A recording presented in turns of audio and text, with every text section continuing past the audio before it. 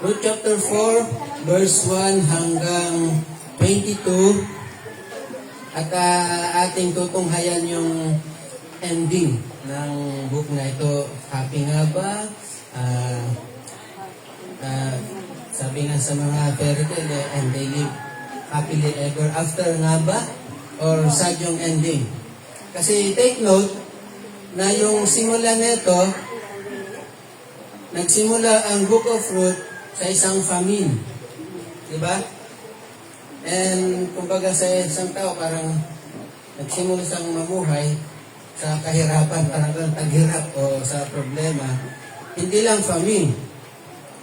Namatay pa tatlong miyembro ng pamilya. First 5 verses ng chapter 1. May famine, umalis sila sa bayan nila, at merong malaking possibility, titingnan natin dito, na yung lupain nila ay either na isanla o ibinenta ni Elimelech. And then, nakapag-asawa yung mga anak niya, pero ito, namatay din, kaya merong tatlong namatay na member ng family. At ang natira, puro babae.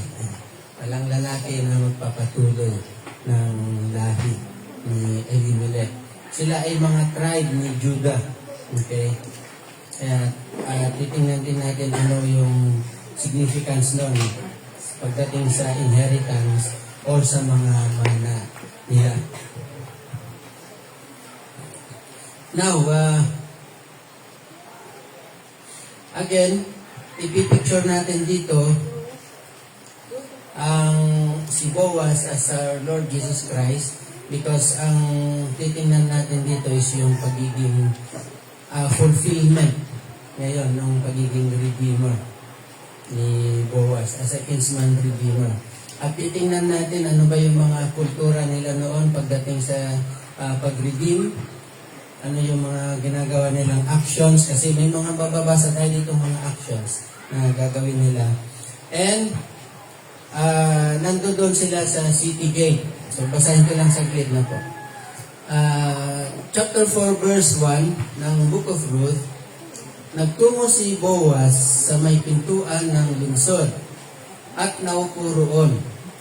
Di nagtagal, dumaan ang tinutukoy niyang pinakamalapit na kamag-anak ni Elimelech. Sabi niya, pinsan, sandali lang, maupo ka rito at may sasabihin ako sa iyo. Sabi niya, sabi ni Boaz. Lumapit naman ang tinawag at naupo sa tabi ni Boaz.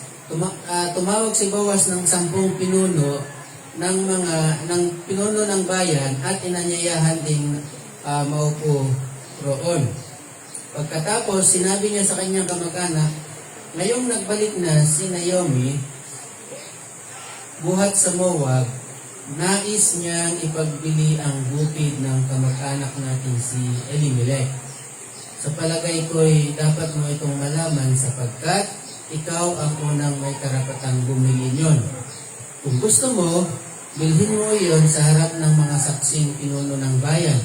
Kung ayaw mo naman, ako ang bibili, sabi ni Boaz. Pero alam niyo si Boaz nung sinasabi niya ito, nakaganon sa likod.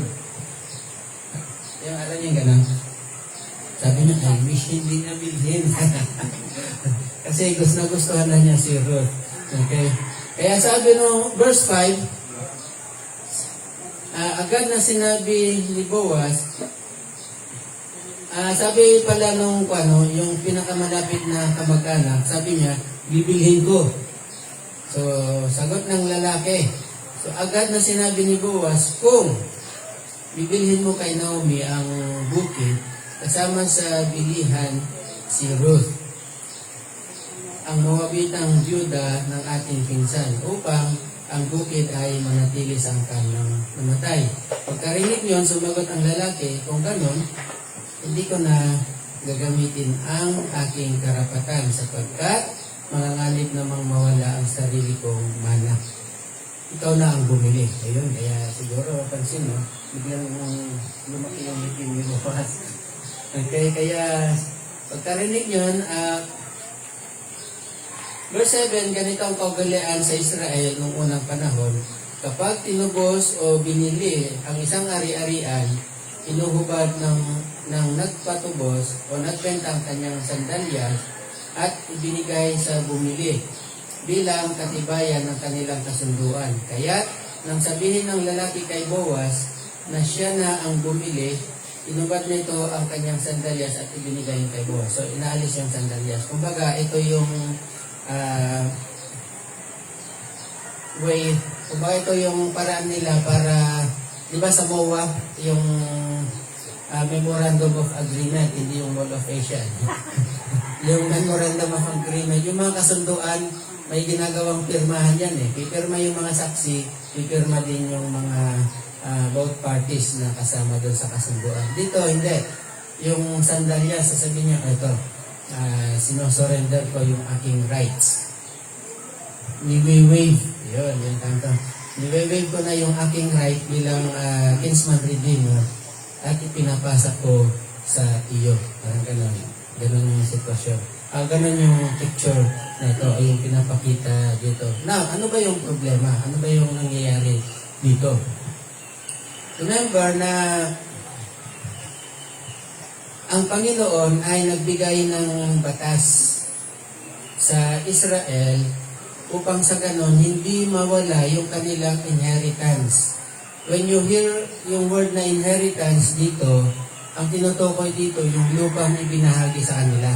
Di ba napag-aralan naman natin yung Joshua? Doon sa time ni Joshua, dinivide-divide yung mga ari-arian at ang term doon sa book of Joshua ay yung inheritance. So, dinivide yung inheritance, meaning, binigyan sila ng kanilang lupa per tribe. Yan, per tribe. So, ang tribe ni Judah, tribe ni Naphtali, yung tribe si Levi, walang inheritance. Nakakalat sila doon sa mga different cities of refuge. Okay? So, bawat tribe meron, pati si Benjamin, ganyan. Para hindi magkaroon ng hindi mawala sa isang tribe yung inheritance na yon, nagbigay ang batas ang Diyos na para hindi mapunta sa ibang tribe. Let's say yung tribe ni Judah, kasi yung Bethlehem ay bahagi ng Judah.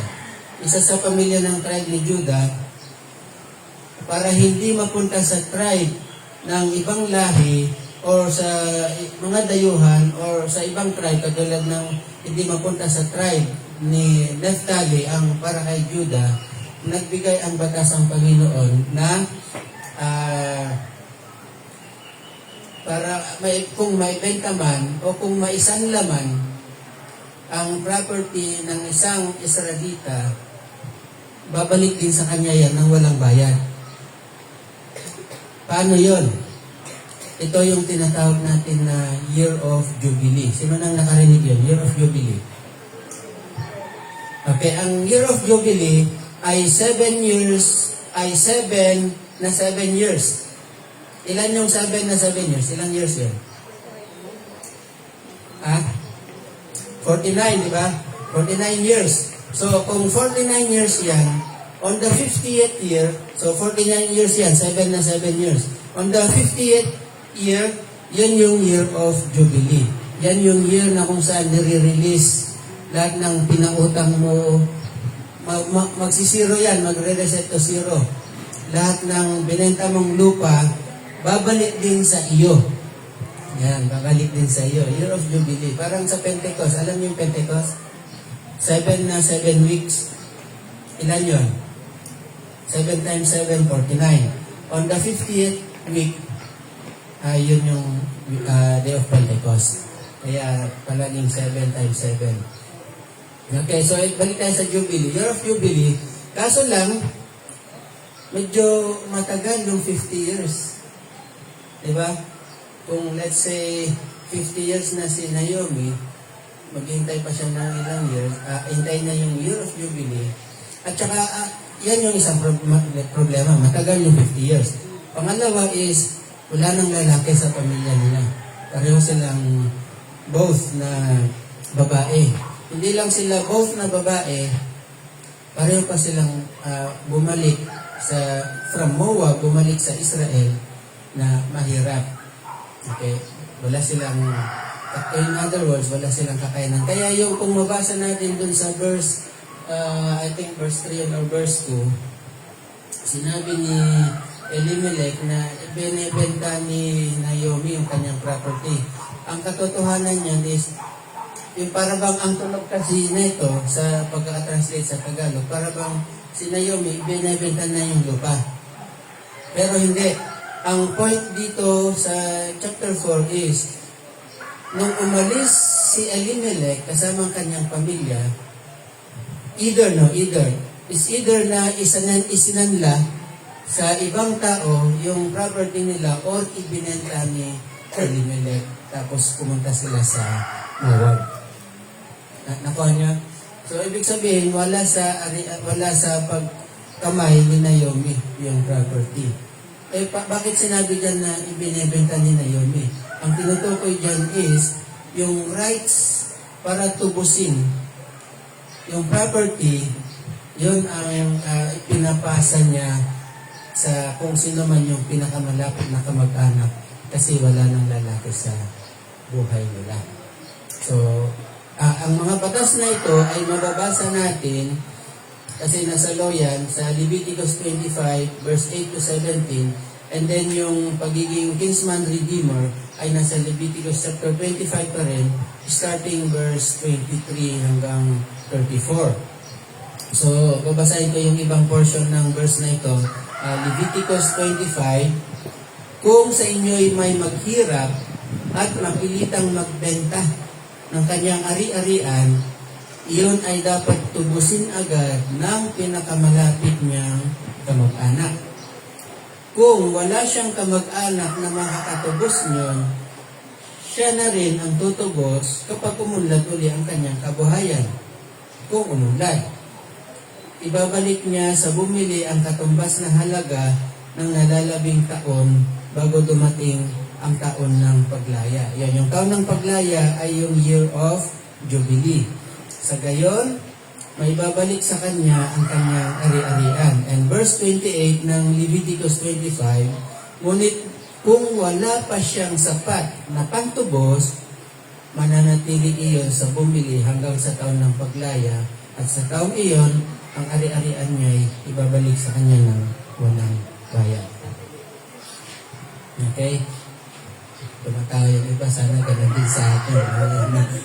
Para ibebenta ko yung lupa ko, pag nanegosyo ko yung kita, pagdating yung year of Jubilee, sa akin pa rin. Parang dito lang sa kanya. Sa atin. Okay, tuloy natin. So, nakita nyo yung protection ng Panginoon para yung mga property ng tribe of Judah hindi mapupunta sa mga hindi taga-Judah. Puro taga-Judah lang yung nagmamayari niya. Yung property ni Naphtali para kay Naphtali lang. And, pinakamaganda dyan, pinaka-good news dyan is, yung property ng mga Israelites hindi mapupunta sa mga dayuhan. Pero alam natin sa pagdating ng 1 Kings, 2 Kings, pati sa mga prophets, sinabi nila na mismong yung mga Israelita, inalipin nila kanilang mga kababayan. Okay, kaya ang nangyari, later on, pag-aaralan din natin ito, yung mga prophets. Ang nangyari, na-exile yung mga Israelita.